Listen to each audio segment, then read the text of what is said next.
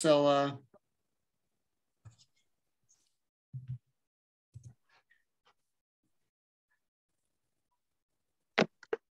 we'll wait about 1 minute, but as you can see, we've got Sophia with us. Hey, Sophia. Hi, Jay. Hi, everyone. Steve, so excited to hear from you about your movie. Okay. Luis, is my connection stable now? Can you hear me now?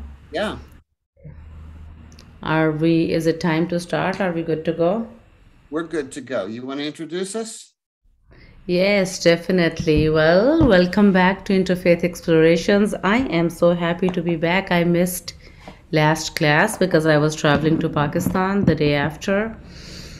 So, and I'm so glad that I'm able to join from Pakistan. And I've been thinking about the movies that I grew up with because I've been thinking about Pakistani film. And unfortunately, I realized that I grew up with Hollywood actually.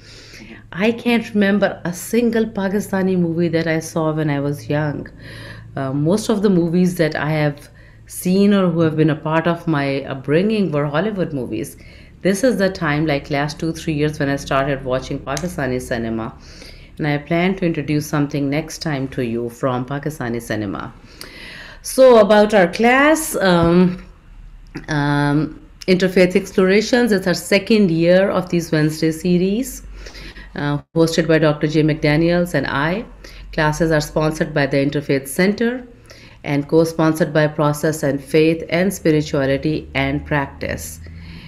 So every time we introduce 2 movies to you, and then we discuss those movies as springboards for discussion. And today's 2 movies are Come From Away, which will be discussed by Steve Greer, and Herself, which will be presented by Dr. J. McDaniels.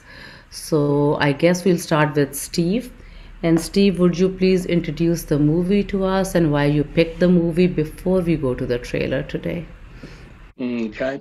At 3 weeks ago, I was at the dentist's office sitting in the waiting room, and I overheard 3 young ladies behind the front desk discussing something, and they were very passionate about it and emotional about it, but it really didn't make sense to me what they were talking about. So later, when I got ready to check out, I asked them, and they said, well, we're talking about Gander, Newfoundland. I always want to call it Newfound, but it's Newfoundland.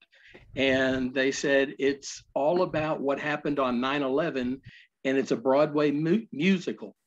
And I thought, and I even told them, I said, okay, that sounds really weird, a musical about 9/11. And they started sharing just different parts of it. And these 3 girls were probably 20 something years old. And I was just intrigued. So that afternoon, when I got home, I watched this Tony Award winning Broadway musical that had been filmed the very first day that they allowed live audiences back on Broadway. And I don't know if you want me to share the rest about it right now or after the trailer. I would say let's hold off on the summary of the video because everybody I'm hoping, read the reviews. Let's go to the trailer. Okay.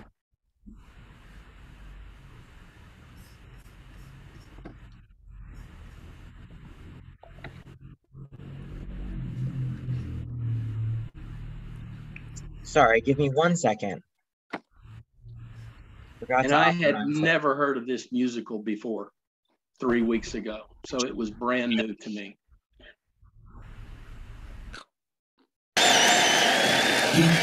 On the northeast tip of North America is a town called Gander. September 11th, 2001. Over 200 planes getting diverted. Even with all the hotels in town, we've got no room. With thousands of passengers arriving at any minute, the town is asking for help with, well, anything you can do. We barely know where we are. Just freaking out. I wish I was home. Thank you for shopping at Walmart. Would you like to come back to my house for a shower? Hello? Yes, it's me. Dad, I'm okay.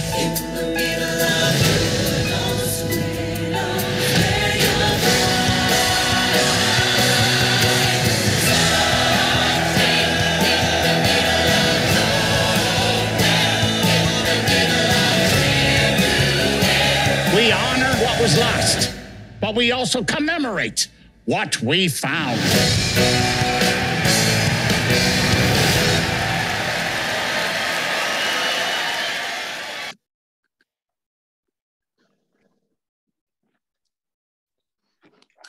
Well, and I guess I hadn't watched the trailer. It stole everything I had to say. So I guess there's nothing else, but there really is. On September 11th, 2001, US airspace was closed and airplanes were diverted and ordered to land. And 38 airliners landed in Gander, Newfoundland. And the little rural town that was there, about the size of Beebe or Marlton, was completely unprepared for what happened.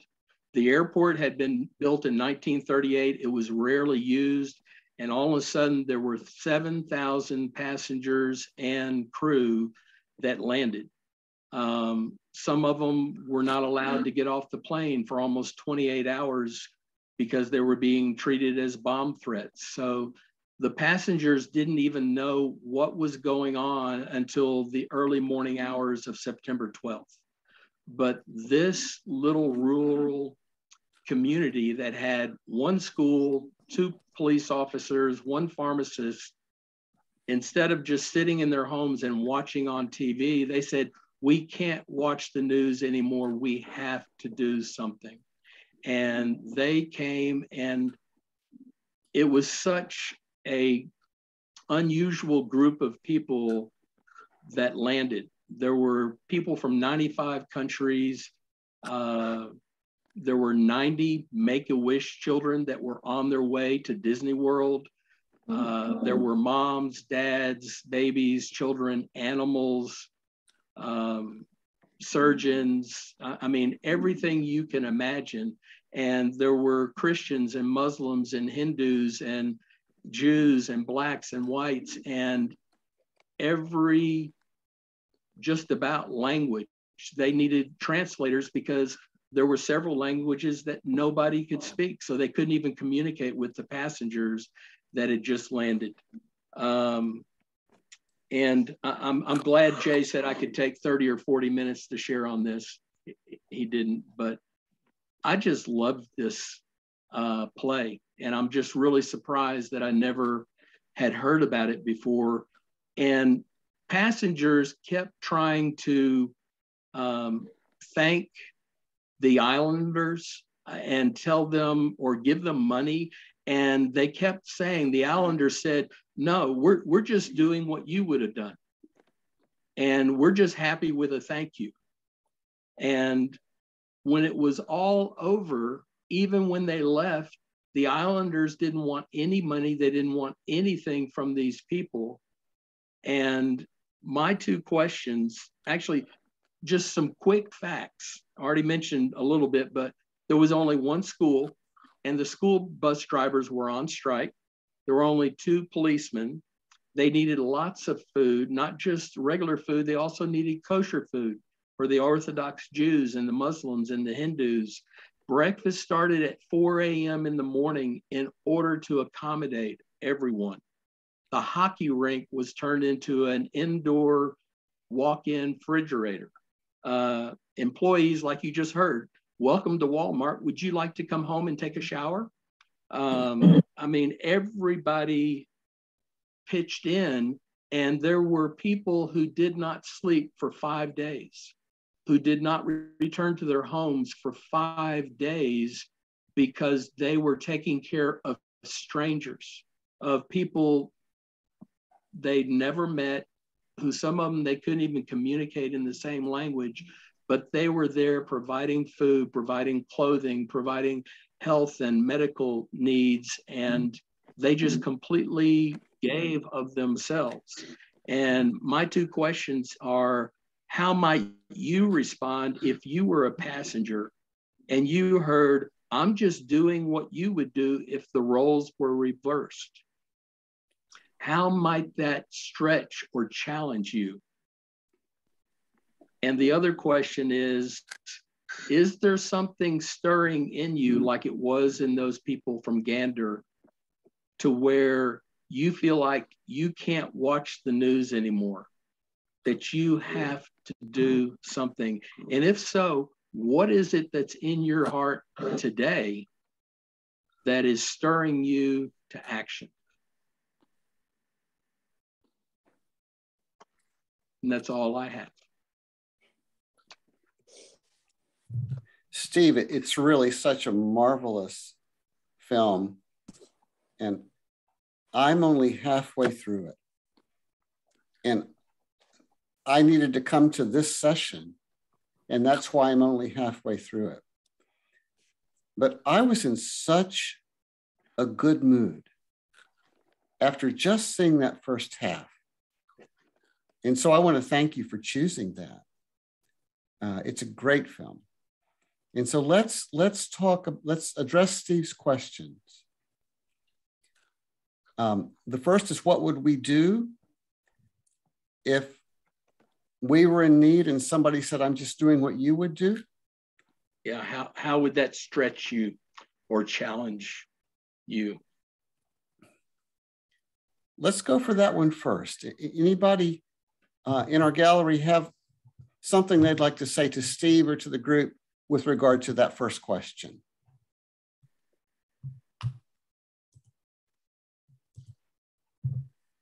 Priscilla. Unmute, please. Unmute. Okay. I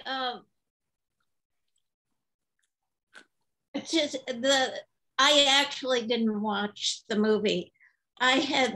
Didn't have time. I had seen the documentary on it, from which the musical came.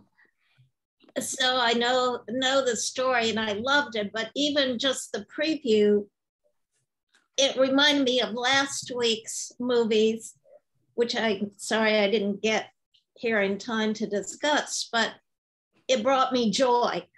I mean, just watching the preview was joyous. And I think it was such an honor for those Newfoundlanders to be able to offer and provide. I think it's something that we all would like to do, but it is sometimes harder to be on the receiving end. But I think in that circumstance, all you can do is say, thank you, and turn around. And when you have the opportunity to take care of someone, you remember and you do it. Like the person in Starbucks who, I mean, that's a minimal thing, but you pay for the person behind you. And just little things in life. That's it. Anybody else? Nita. Thank you, Priscilla. Nita. Yes, I had the experience of living in Kumasi, Ghana in West Africa for 2 years in service, in mission service. And the Ashanti people were incredible. And when you would go away out, and just let me frame it, we were going through a revolution at the time. And so everything was scarce. There was violence. There were political leaders being assassinated or hung. And where you were, it could, at the wrong time, could put you in big trouble. But when we would go out to the villages and be invited into someone's home, their custom was, no matter what meager amount of food they had left, it was their hospitality that they would share even their last cup of rice. And to not accept it would have been a terrible insult to them culturally. And we felt really torn about that because you couldn't even get basic commodities in the market. It was, 500% inflation and devastation. And we struggled with to take a bite of their food. So the way we handled it was when we had to go to neighboring countries to even get basic commodities like rice or flour or sugar. And we grew most of our own food.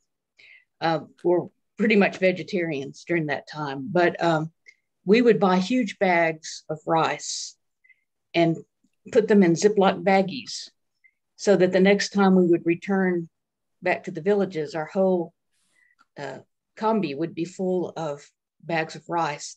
And the children would come and the families would come and all the rice would be handed out. It's the only way we knew we shared what we could.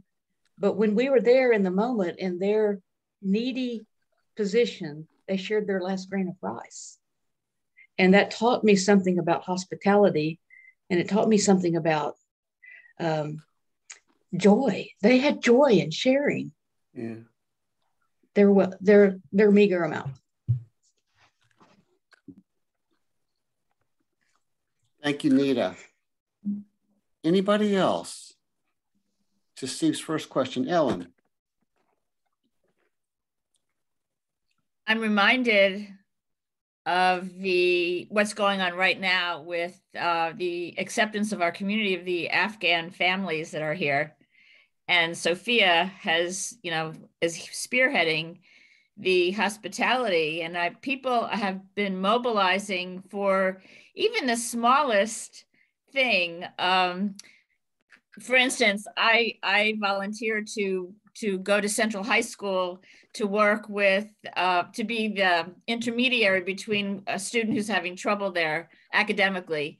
And well, he doesn't speak the language, so why wouldn't he be having trouble there academically? But anyway, just even the smallest detail, there are so many people who are mobilized to provide food, to provide housing, to provide for every thing that a family might need and what foreigners might need when they come, just to understand the culture and all that. And I just think that we as a community, with Sophia and probably you, Jay, I'm not sure exactly what your involvement is, but I just think that it sets an example. And I know it's happening in communities all around the United States where this hospitality is being provided. And for those of us who at some point in our family history were welcomed in that way, I think, that was certainly my motivation, was to say my grandparents were provided some level of hospitality by the communities in which they settled. And so I felt like it was incumbent upon me to do the same in some sort of way. So I'm sure that all of us who are being involved have something that is motivating them like that. But anyway, so, to answer the question, we are doing that at some level.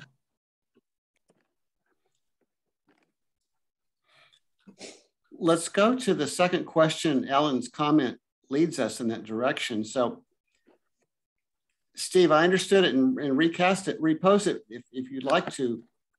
But the question is there something that in us that stirs us to want to be of practical assistance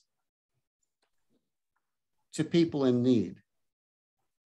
And I guess your question was also, how do we do that? Was that part of your question also? Yeah, and the statement that a lot of the islanders made was, I can't watch the news anymore. I have to do something.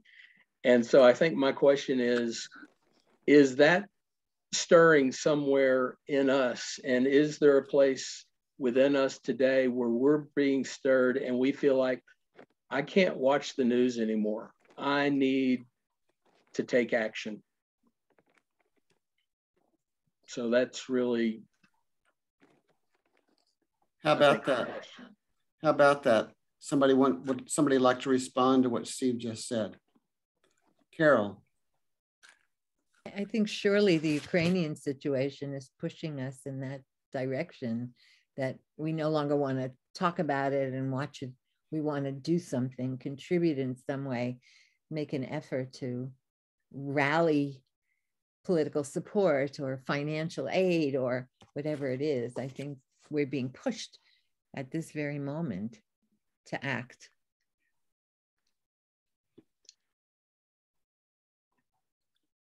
Anybody else? The stirring. to be a practical assistance.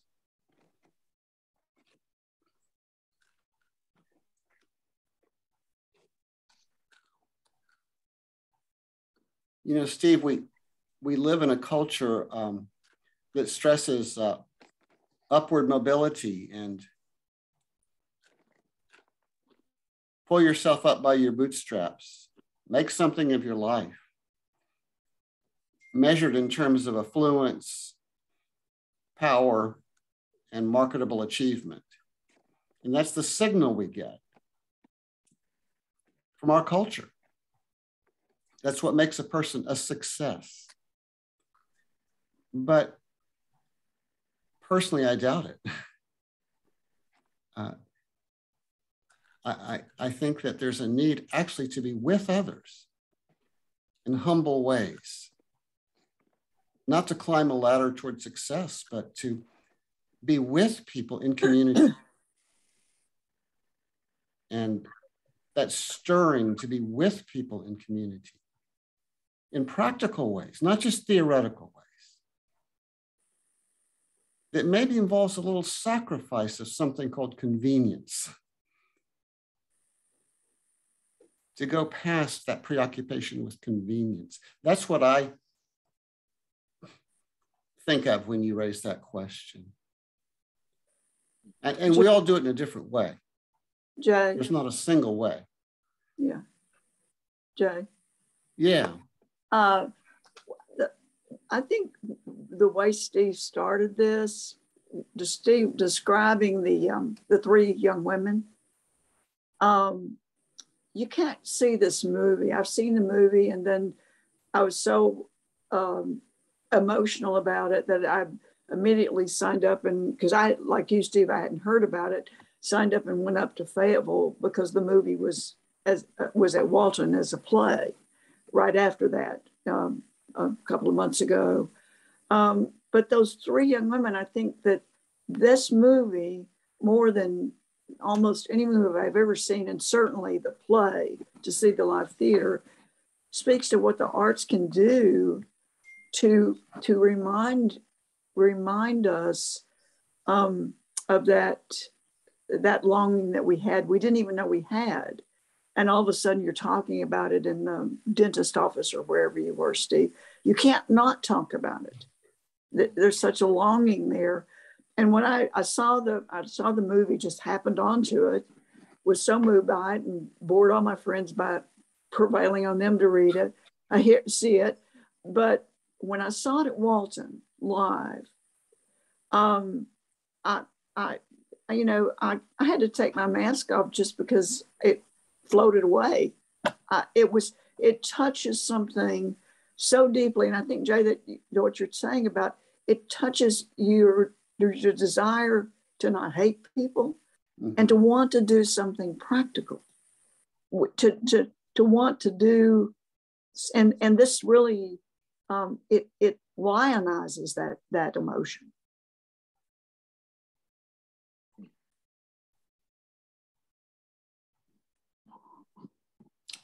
Thank you.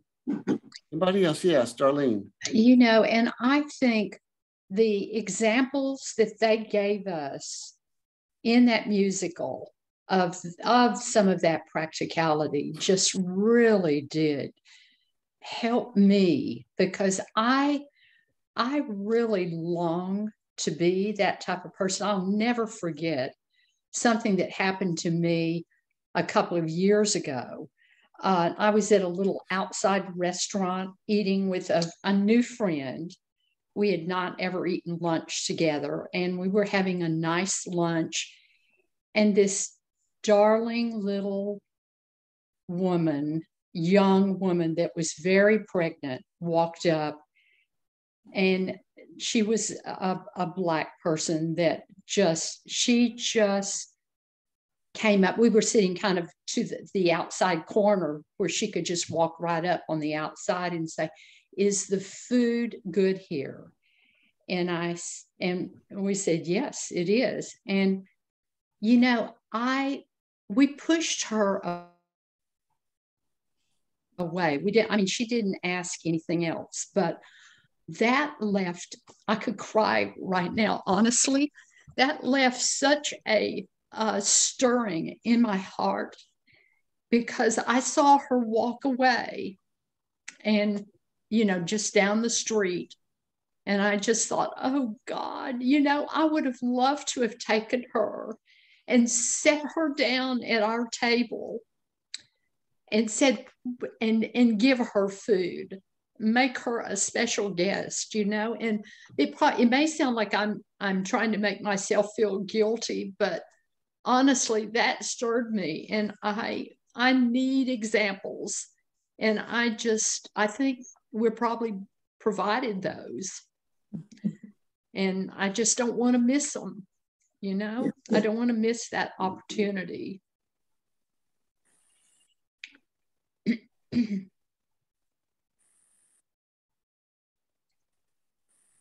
Anybody else?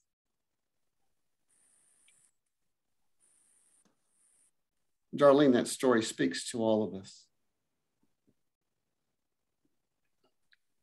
We're all you. Yes, and we miss so many opportunities, don't we? And I know we're not supposed to feel shame for that, but how do we get around that,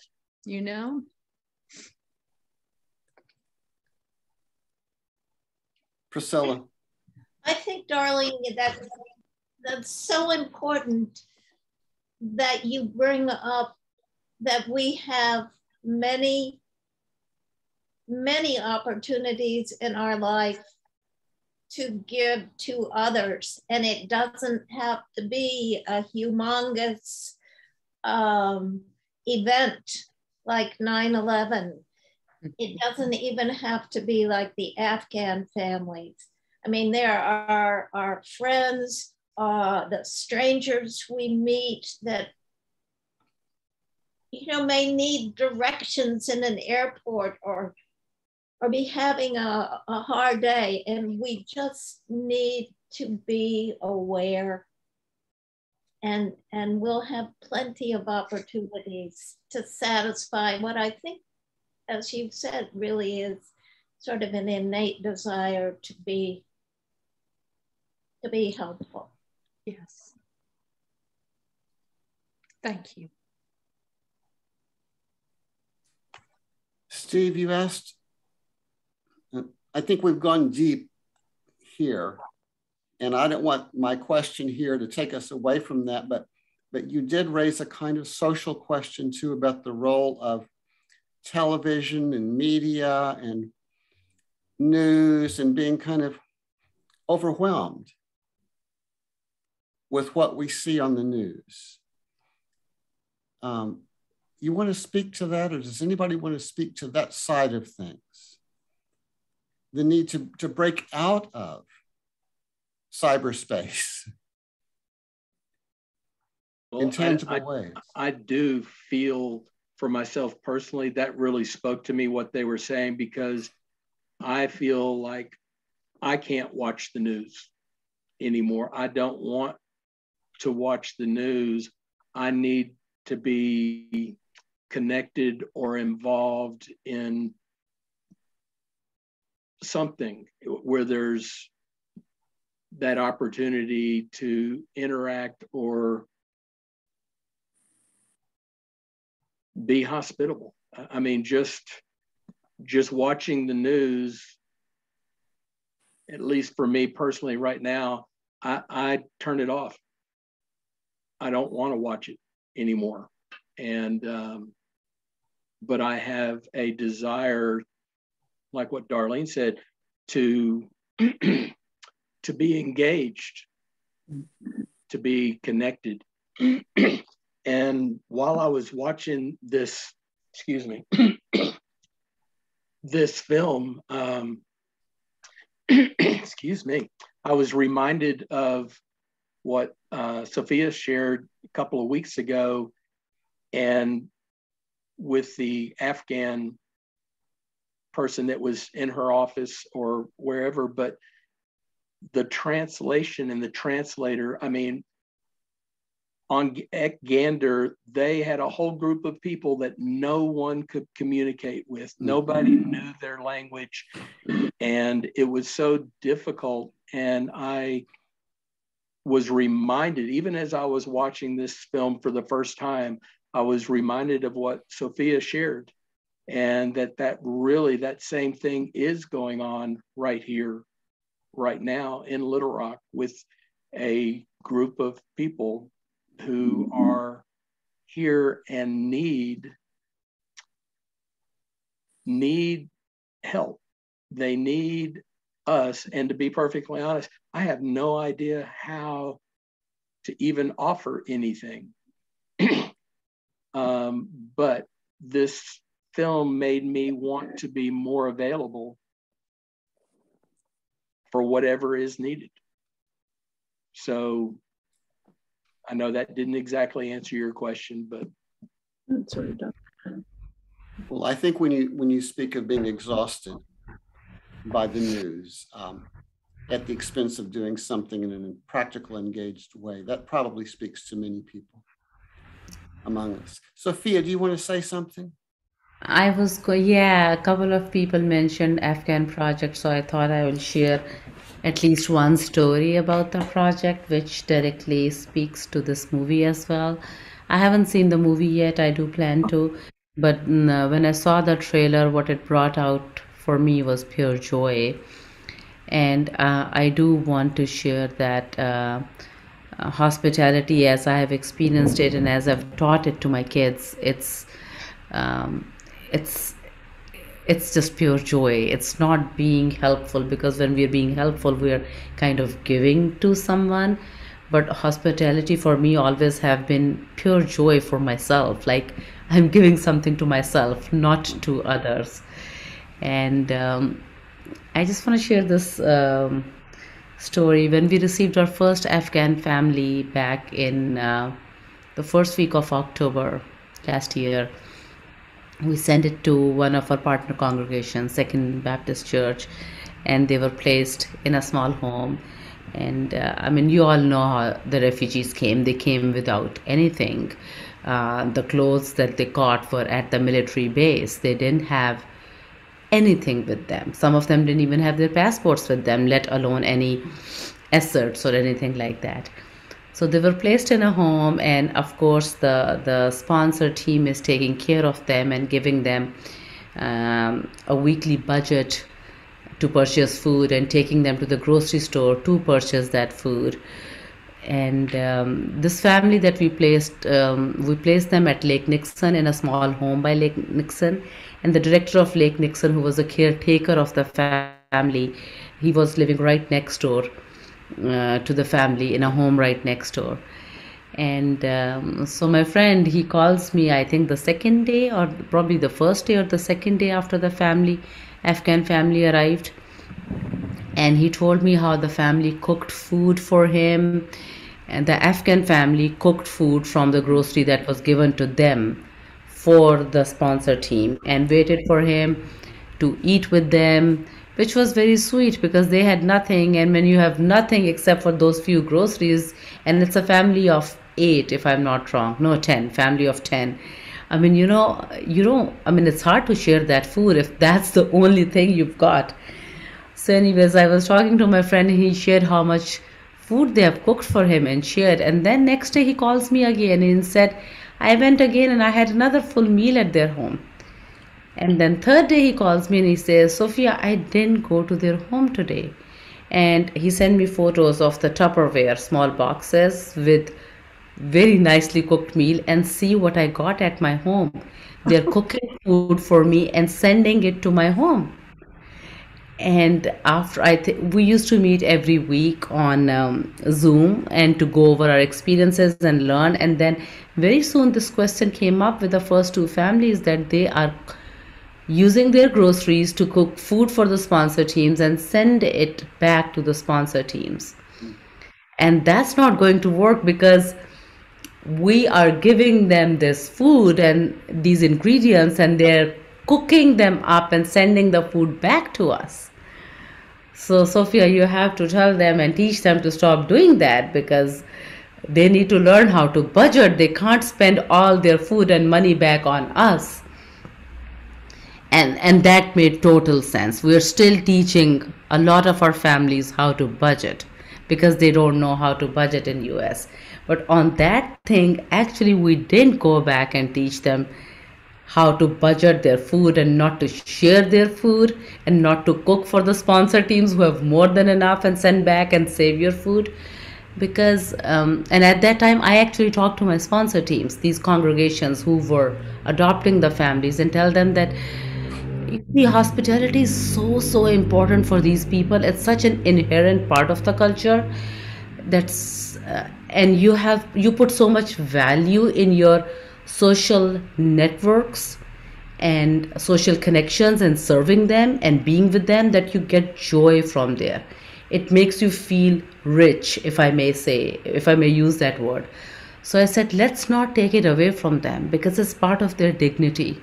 It's really, and that's all they have right now, because everything that they have is what you are giving them as refugees. And all that they have is what they cook and send it back to you as a gift. So let's just savor it, enjoy it, and let's teach them budgeting in other things, but not in this, because we will take the only opportunity that they have of hospitality. So we didn't teach them budgeting on them, and instead we learned the joys of hospitality from our Afghan friends. So I thought I'll just share that because I also find a lot of joy in hospitality, and I bet all of our Afghans do, and we learned a lot from them last year. Just like this movie. Mary and then Deb, or Deb, you want to go first and then Mary, and then we'll move to the next film. Deb, go ahead. What you said, Sophia, is so beautiful. And I was thinking as you said it, that there has to be another solution. For instance, one might be that when care teams go to the family, that they bring extra things like extra fruit or extra things that the family would eat to kind of balance it out. And then the other thing, though, I was thinking about what you said that about news overload. And I think that's extremely true. I know it is for my friends, for myself, but for me, it's not so much news overload of these situations, but the way we receive our news. When I was growing up, people got their news either from a newspaper or TV news or something. They didn't watch it all 24/7 over and over and over. And when you hear about what's going on in Ukraine, for instance, and you hear all of these stories over and over everywhere you look or can't help but looking, I think that's what causes most of the stress, because there isn't anything, there's like one incursion into Ukraine, and if there's 3,000 people, there are 3,000 individual stories, and hearing the stories over and over and over, that's more than I can take. I think we have a responsibility to kind of look at how we get our news and be a little more picky about what we let in. That's all. Thanks, Deb. Mary, last one on this film. Go ahead. Well, when everyone was talking, I was trying to figure out the connection between sharing and hospitality and what I thought about those two things. And I'm thinking about also the story that Nita told about the African time that she was there. Maybe we have it wrong in the United States, and perhaps we do not need to budget. Maybe their dignity, the Afghan family's dignity, is tied up with sharing. And if you have just a small amount, you share it, and that brings dignity to them. It seems to me that we in the United States feel like we can only share if we have enough. And of course, that's on this scale of enough. And I think that has to pride gets bumped into it then about, I feel good about myself because I'm sharing. And so, all that. I don't know where I come down on all this. I just wanted to throw those ideas out because it's interesting. I'm about sharing and pride and hospitality. And I know there's a practical way of living here. You can't just not have anything but if everyone shared, you could, you might be just fine. I have no answer. I just have questions. Does anyone tried a communal soup kitchen, where everyone cooked something and then could take their ration for the day, so all the people who wanted to participate in the preparation and the hospitality of sharing could work together. I know it's difficult while they're settling in their own homes to have an hour of some shared time to work together and create meals that could be shared communally in some way. And I'm thinking about all those Polish people that are sharing everything they have. Yeah. I mean, with the people pouring across the border, what's enough? Do I have enough? I mean, it's a very interesting dynamic between all those things.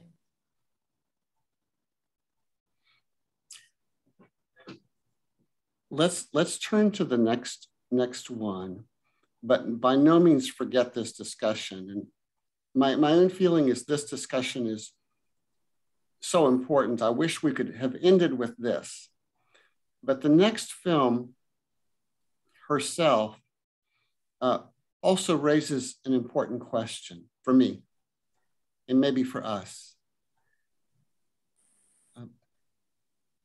I can remember before I was confronted in a good way with feminism, that I universalized my own life experience and assumed that it was appropriate to everybody. And if you're male, you don't need to be male, but if you're male and middle class or upper middle class and have everything taken care of for you, all your needs are met, never hungry, never worrying about rent, never worrying about health care, it's all there for you. You can develop a pretty big ego. And you can kind of think that you're the center of things. And then if you're religious, you may decide, but that's a problem because I think I'm not supposed to think that way. So you can come to believe that the heart of religion is in self-sacrifice. It's finding a way for the ego to drop away. And I certainly thought that way in my life.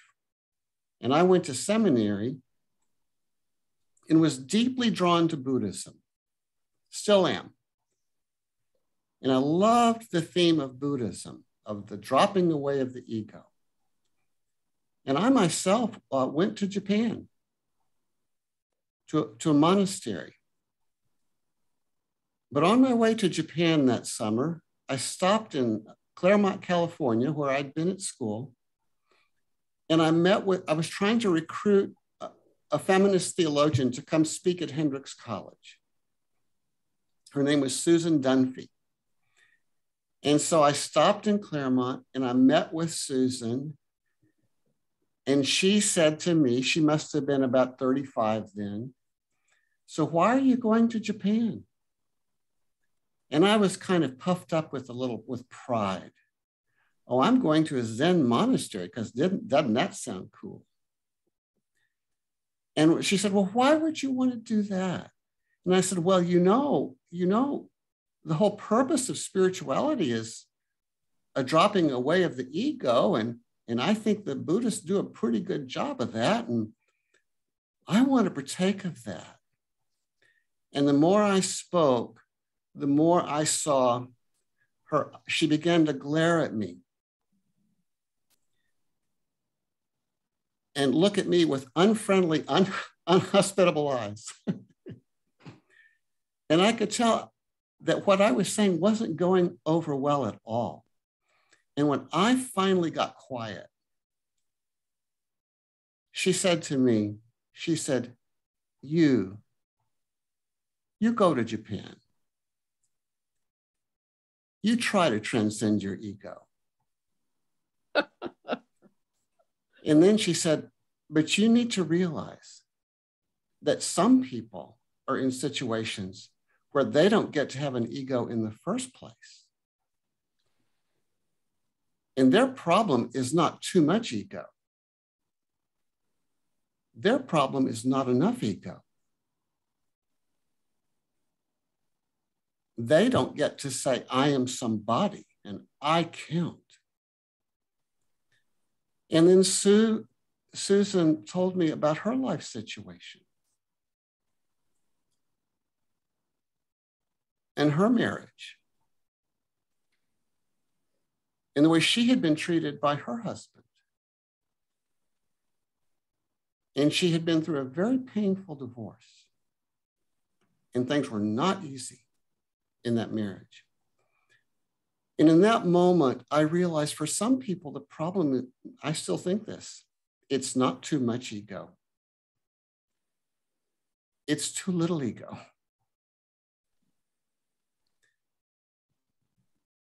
And so for my part, I began to look around at religion. You've heard of religion. And realize that how many religions preach, teach the transcendence of ego as the most important thing to do. The elimination of pride is the most important thing you can do. Some religions do. And Sue Dunby said, well, if that's what religion's about, that's male religion. That's coming out of one set of experiences. What religion needs is to be as much created by people, by women for sure, and by people whose task is to say, I am somebody, and who need to have the power, the freedom to say, to hell with you, if they're being abused. So you may remember in the spiritual alphabet, Y is for you. And Y names that form of spirituality that has the power to sever unhealthy relationships and claim the personal power to say, I am somebody. I. So that's what I saw in herself. That film. Let's watch the trailer.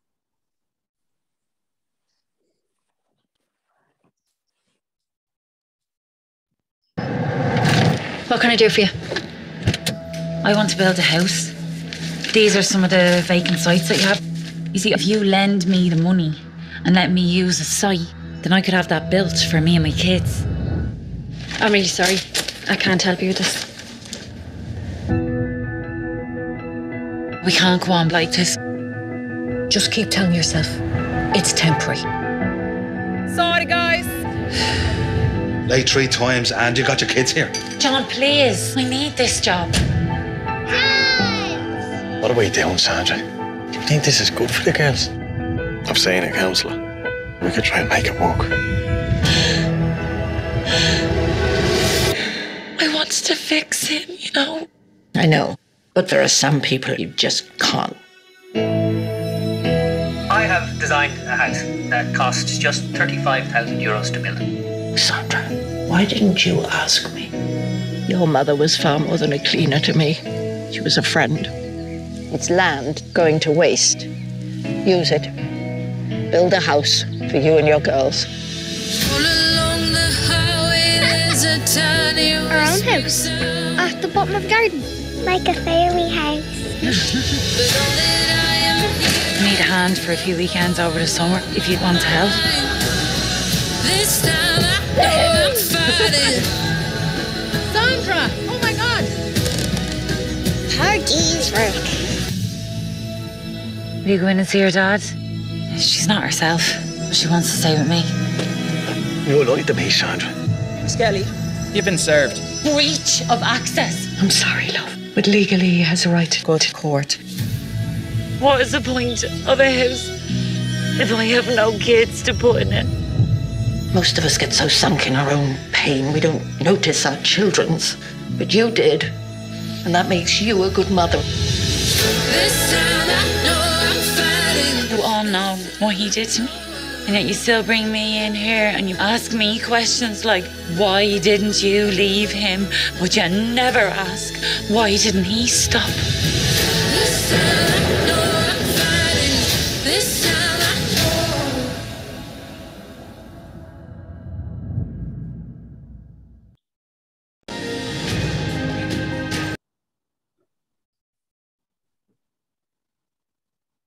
So I don't know how many of you got to watch the film, but if you did, it's actually very, very inspiring.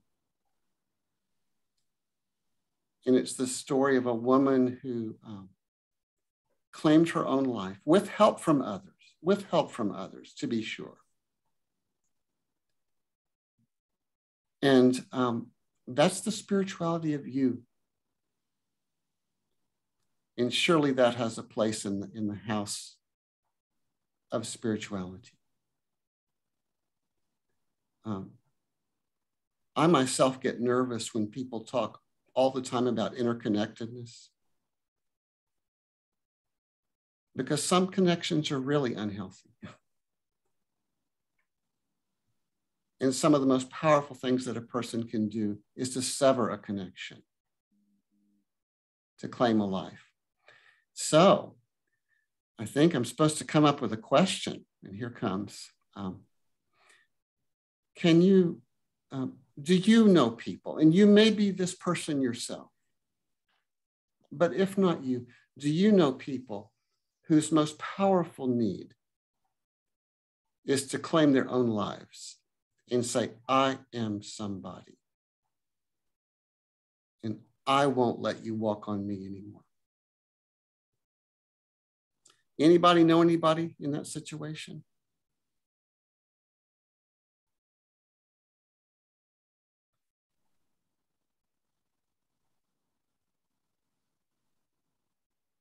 I know from myself, that was an extremely powerful lesson for me to learn, and then to learn to apply it in other situations.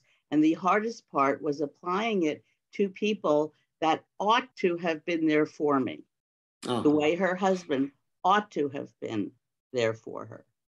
And how much judgment comes from other people who don't know your situation or only see the outside. It was a powerful film. Another theme in the film is reinvention, to reinvent yourself and to find yourself in a situation where you truly need to reinvent yourself.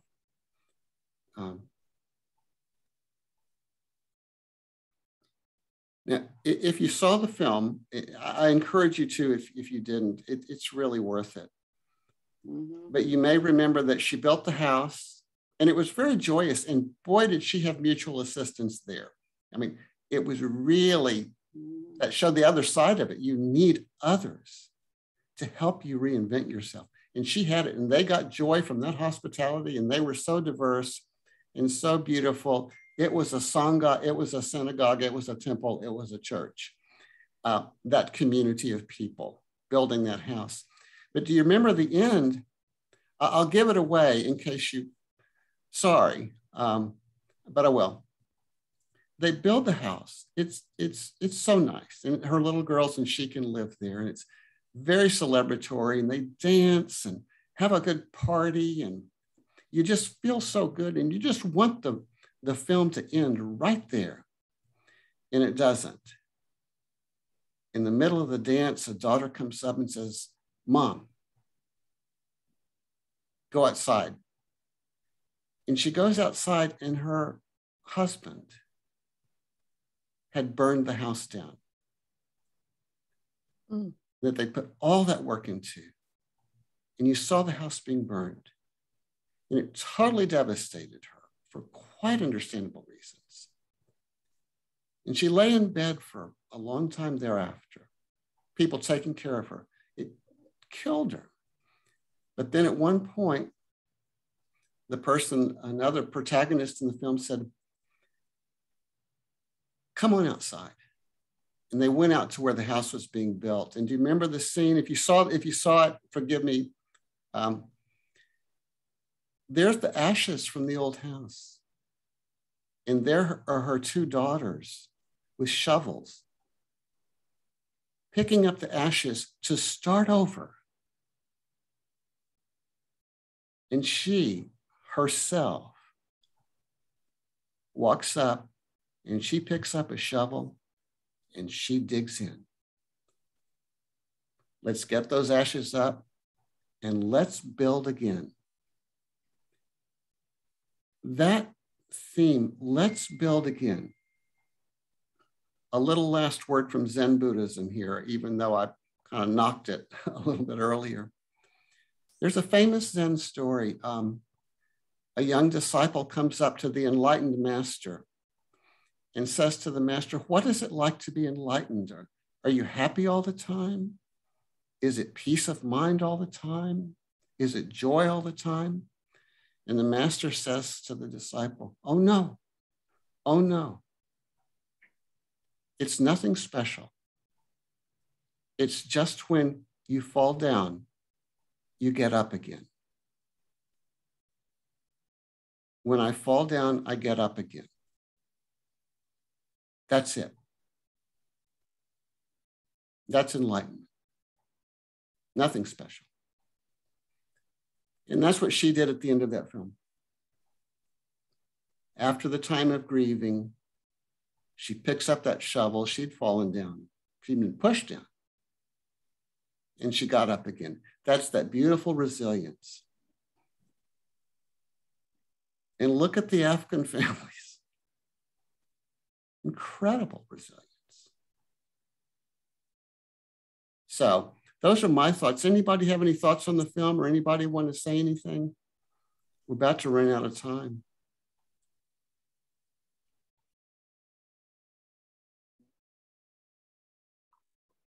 Priscilla. My thought was she was so lucky to have the people that she found behind her. Mm-hmm. Another instance of where if we see someone in need, if we can help, we should. But my overriding thought was, of all the women who do not have the support that she had, who are left out there to cope one way or the other, and some succeed, some don't, some are further injured, and it remains a terrible problem in this country, probably around the world. So it was sad. Mary. Thanks, Priscilla.